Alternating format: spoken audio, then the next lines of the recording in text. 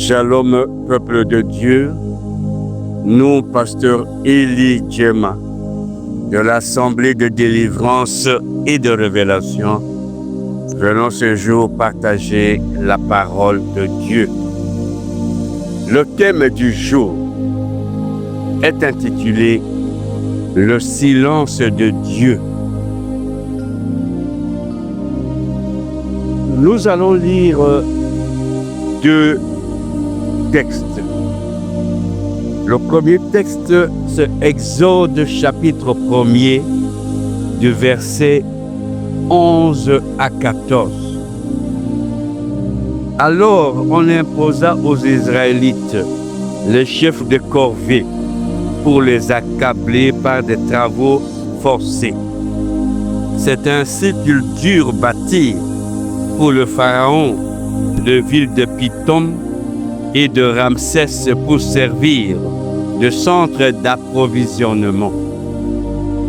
Mais plus on les opprimait, plus ils avaient d'enfants et devenaient nombreux, au point que les Égyptiens les prirent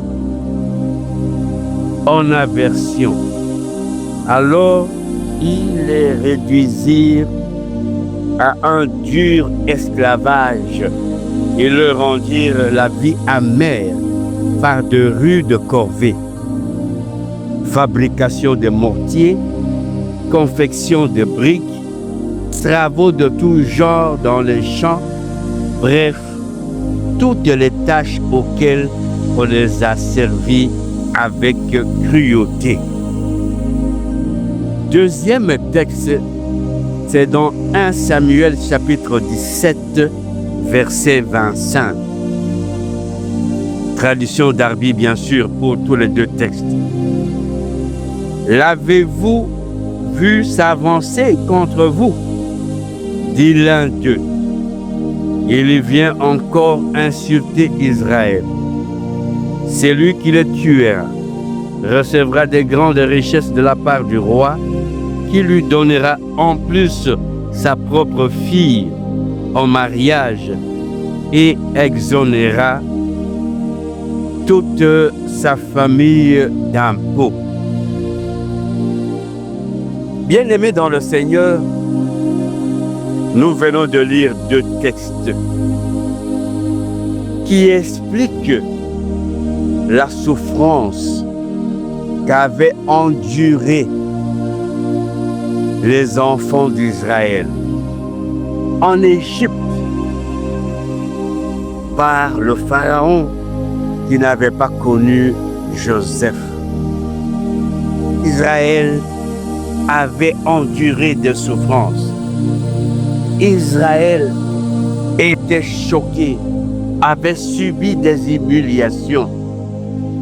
Israël était un peuple choisi par Dieu lui-même. Dans le deuxième texte, nous constatons, face aux Philistins, Israël n'avait pas la force, était incapable de tenir face aux Philistins, surtout que Goliath, le guerrier, le maître de guerre, était chaque matin, chaque midi, chaque soir en train d'injurier les enfants, de les insulter les enfants d'Israël, de le mettre au défi. Et c'était une grande humiliation pour Israël. Et la question que nous voulons nous poser, le silence de Dieu, était-ce une faiblesse? Le silence de Dieu, était-ce que Dieu ne voyait pas? Ce silence voulait-il signifier que Dieu n'entendait pas les cris et ne voyait pas les cris des enfants d'Israël? Ce silence, était-ce que l'Éternel était incapable de répondre aux cris aux pleurs des enfants d'Israël. Lorsque nous lisons Exode chapitre 3, verset 7, il est écrit, toujours version Le Semeur, Éternel reprit, j'ai vu la détresse de mon peuple en Égypte et j'ai entendu le cri que lui font pousser ses oppresseurs. Dieu a entendu. Toi et moi, qui aujourd'hui subissons des humiliations, toi et moi qui aujourd'hui crions nuit et jour, sommes en train de jeûner, sommes en train de prier pour nous dire, est-ce que Dieu ne voit pas? Est-ce que Dieu ne voit pas? Dieu dit qu'il a entendu, qu'il a vu nos cris, il a entendu nos cris, il a vu nos souffrances. Nous sommes ridiculisés. Nous sommes vraiment des personnes sans valeur. Dieu nous dit qu'il a vu, qu'il a entendu et maintenant il est prêt d'agir. Bien-aimés dans le Seigneur, l'Éternel voit tout. L'Éternel entend tout. Mais il nous donne un temps. Quel est le temps que l'Éternel nous donne? Et c'est nous allons lire d'abord dans Ésaïe chapitre 55, verset 7, version Luségon. Que le méchant abandonne sa voie et l'homme d'iniquité ses pensées, qu'il y retourne à l'Éternel, qui aura pitié de lui, à notre Dieu qui ne se lasse pas de pardonner. Le même verset, nous allons lire dans la version Le Semeur. Que le coupable abandonne sa voie et l'homme malfaisant ses mauvaises pensées, et qu'il revienne à l'Éternel, qui aura compassion de lui, à notre Dieu, qui lui accordera un pardon généreux. Beaucoup de fois, lorsque nous crions, lorsque nous pensons que Dieu ne nous voit pas, n'entend pas nos cris, Dieu nous donne l'occasion de nous amender. Nous sommes face à la parole de Dieu. Nous sommes face aux 10 commandements. Est-ce que nous marchons selon la volonté de Dieu? Dieu permet de fois certaines circonstances malheureuses nous atteindre, nous arriver, pour nous enseigner, pour nous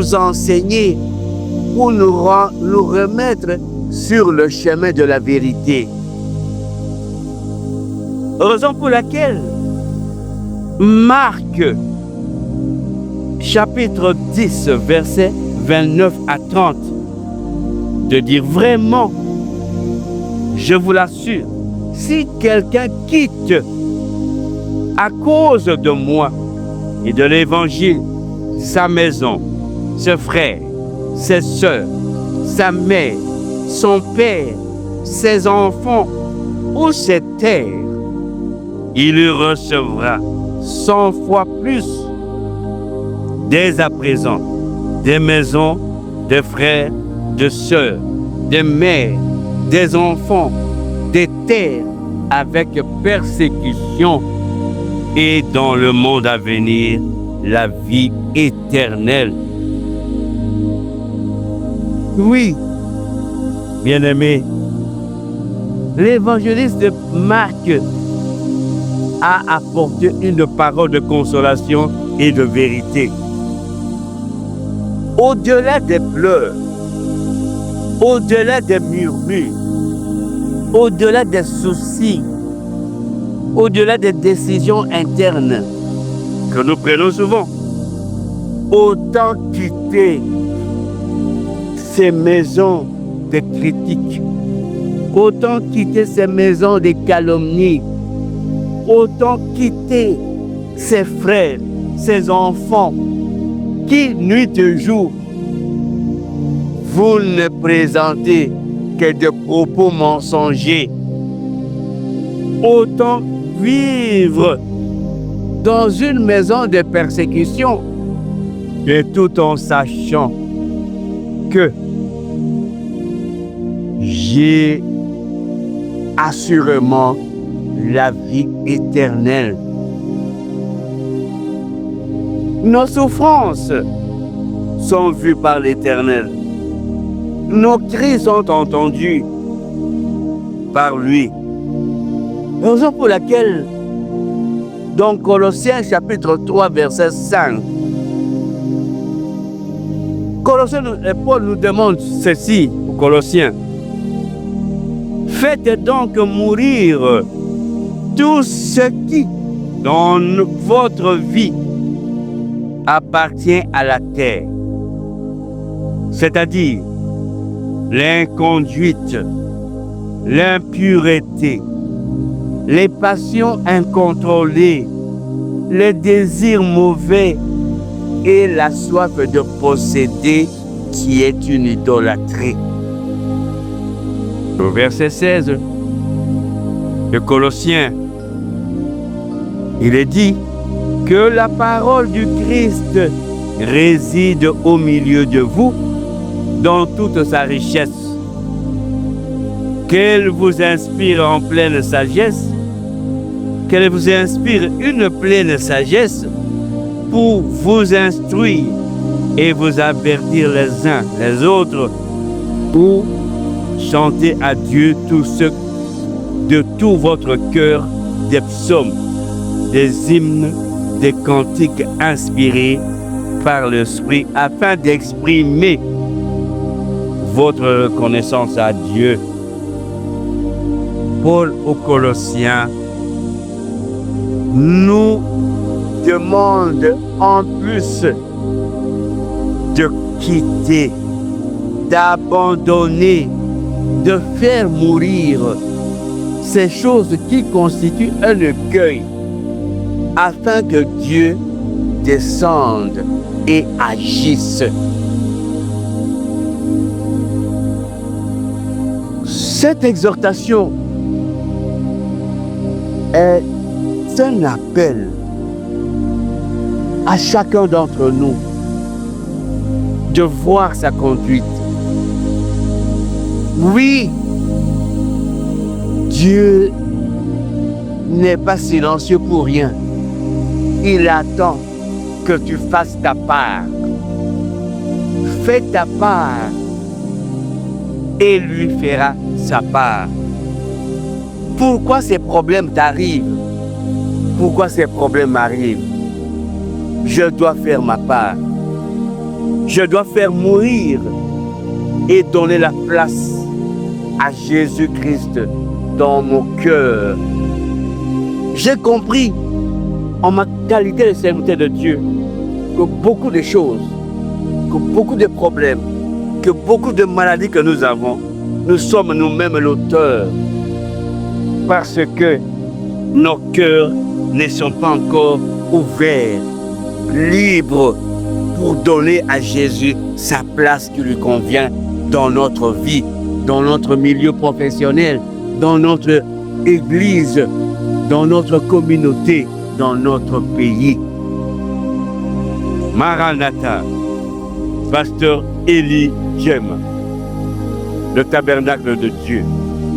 Pour tout contact éventuel, le 243 89 18 78 834, ou vous pouvez nous joindre dans notre chaîne YouTube en écrivant Assemblée de délivrance et de révélation.